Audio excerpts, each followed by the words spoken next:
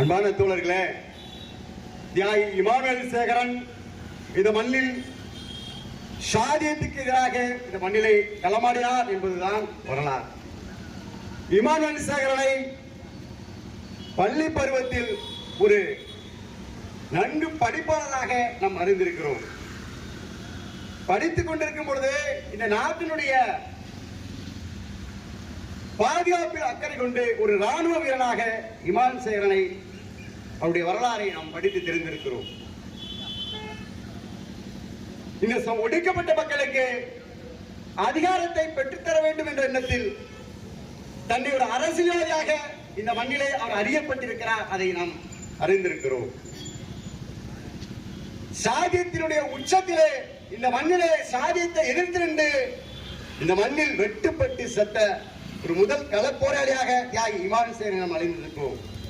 எந்த இடத்திலையும் சுயசாதி பெருமை பேசியதாக தியாகி இமான் சேகரனை நாம் எந்த இடத்திலையும் அறிய முடியாது. ஏன் சொல்கிறேன் என்று சொன்னால், தியாகி இமானுவேல் சேகரனை இந்த சமூகம் கொண்டாட நினைக்கிறது. அவர் கொள்கைகளை உள்வாங்குவதற்கு எது மறுக்கிறது, தடுக்கிறது என்று தெரியவில்லை. இமானுவேல் சேகரன் இந்த மண்ணிலே என்ன கொள்கையை பிடித்து களமாடினார் என்பதை இதை இளைஞர்கள் புரிந்து கொள்ள வேண்டும். அவர் வாழ்ந்த நாளிலே இமான் சேகரும் ஒருபோதும் தன்னுடைய சுயசாதி பெருமையை பேசியதாக எந்த இடத்திலும் பதிவில்லை.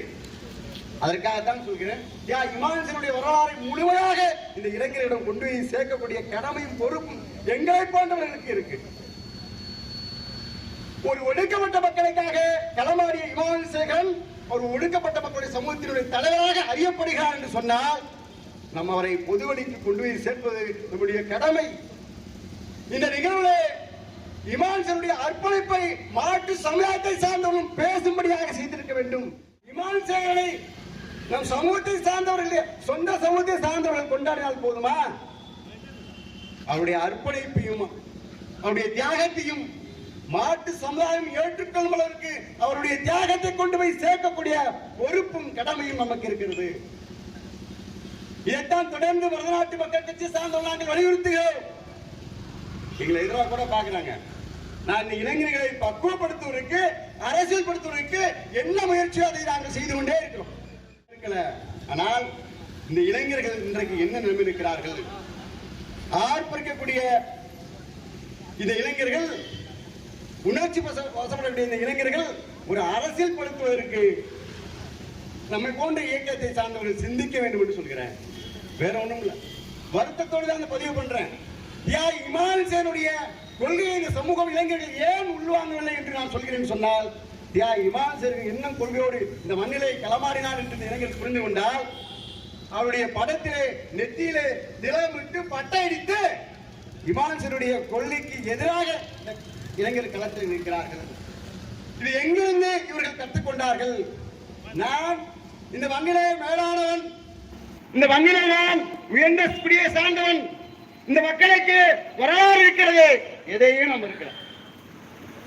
நான் மேலானவன் என்று உன் மண்டையில், உன் புத்தியில் சனாதன புத்தியை திணித்தவர்கள் இன்றைக்கு இமானுவேல் சேகரன் நெத்தியை பட்டையடித்து அவருடைய தியாகத்தை இங்கே வீடெடுத்துக் கொண்டிருக்கிறோம். நான் பதிவு செஞ்சாகணும். நான் சும்மா போற போக்குல கால கொடியை கட்டிக்கிட்டு நான் ஒரு இயக்கம் வச்சிருக்கேன்னு சுத்திட்டு இருக்கிறேன் விரும்பல. குறைஞ்சபட்சம் ஒரு 100 இளைஞர்களை இங்க நாம் பக்குவப்படுத்தி ஆக வேண்டும். தவறா நினைக்க வேணாம்.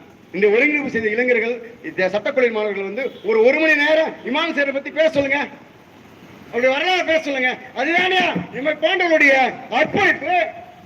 இங்க என்னத்தை வளர்த்துட்டு போறோம்? அடுத்த தலைமுறைக்கு என்ன சொல்லித்தர போறோம்? ஒரு சமூகமாக இருக்கக்கூடிய இந்த சமூகத்தை எப்போது அரசியல்படுத்த போகிறோம்? எங்கு பார்த்தாலும் சமுதாய கொடி இருக்கு, நான் மறுக்கல.